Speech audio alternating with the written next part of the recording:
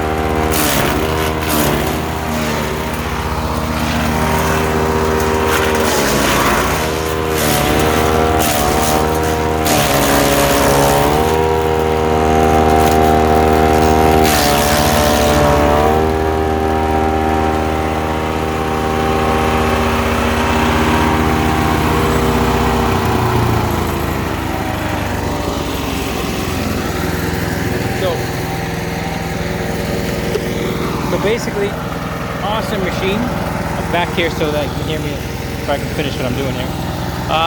Excellent machine, highly recommend it.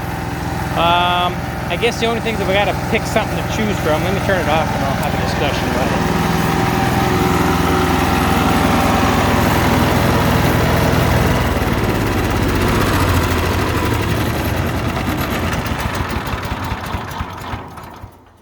There we go.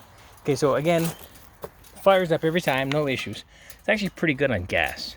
I'm not going through lots of tanks of gas, and I've been using the crap out of it. But yeah, so there's their sticker there for you. 420 cc. Anyways, so if I had to change this, I'd make the wheelbase a little wider. Not that I haven't had any tipping issues that I can recall, but I do think by going in the bush, if I want the wider base on there, and to raise this up a little higher, because when this is on the quad, and this is just a stock 570, you can see that there's a few inches before it hits the bottom there, and the rubber stopper that's at the back, you got about the same, but maybe 2 inches. So it's okay if you're going over rough, anything that's, you know, quite hilly and quite uneven. This is going to hit. When I put this back into the storage barn, if I'm not at the right angle, it will hit the ramp going into the barn part. So, you know, it is what it is. As long as you just kind of be mindful of where you're going with it and just, you know, pay attention, you're okay. But besides that kind of a design, I've had no issues. I know, I think it's D&S Adventures. They had a fire on theirs. They had a different version, but they had the exterior belt, and something was in here, and something happened, and it caught fire on their chipper, and it was really close to the gas gauge. Fuel gauge. Oh my God, fuel tank. Sorry, I can't speak. It was quite close, and something happened, which is unfortunate, and I think the dealership was giving them the runaround, so hopefully they got that sorted out. But as of yet, I've had no issues with this, and as you can see, pretty good pile. And the mosquitoes are gonna get me again. But yeah, so the only thing I did to make this slightly different, which I can't remember if I did this in the previous video, was I added that on so that I can attach to the ball. And then you just have to make sure you get one that's a little lower, like, you know, kind of here, instead of being a straight shaft here, because then that would keep this too high, and then that would go on an angle. I do have another one that has longer. It comes down to maybe another 2 inches, so I might switch it out and try that to see if it kind of angles it better, and if it does, great. If not, no worries, because I'm not driving this through Kingdom Come or nothing. So, but overall, it's good. I think what I'm going to end up doing on this, for the screws, where are we here? We got some bolts, self-tapping. They go in here. You take that, you undo those, and then this will, the chute will tilt and slide, and then you have 2 pins here. Basically, just slides that way, and then that can come out. And same thing for this one, for the feed chute. Take 2 bolts at the bottom, and then this will slide off, so that if you have to get to the blades to change them. What I may end up doing to make it easier is maybe get a couple of quick release pins to put in here, because this doesn't have to hold it tight, and one of them, it really isn't holding it tight. It's kind of in there, but not really. So I might do a couple of quick pins just to hold it there and there. Then that way, if I'm out in the bush, I don't have to get a wrench and try to take this out, because that's loose. Oh, mosquito biting me in the back.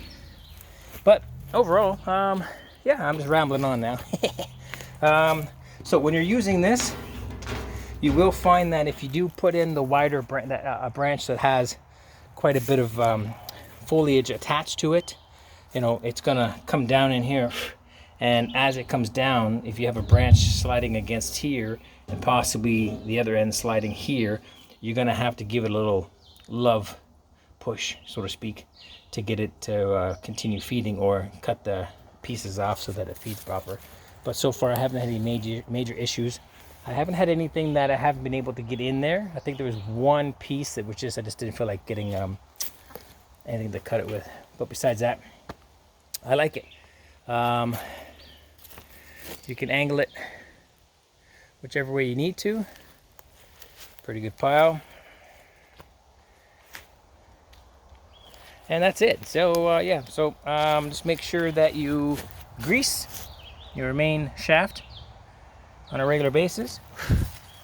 And if for whatever reason you do stall it, if I'm putting anything that's 4 inches, 5 inches in diameter, I won't just put it in and just leave it. I'll actually hold the branch, let it feed, and then when I start to hear it bogging down, if it's too much, depending on the size of and the quality of the branch that I'm doing, then I'll pull the branch so that it stops cutting, so that I can get the RPMs back up again, and then just feed it, which only happens once in a while depending on what I'm cutting.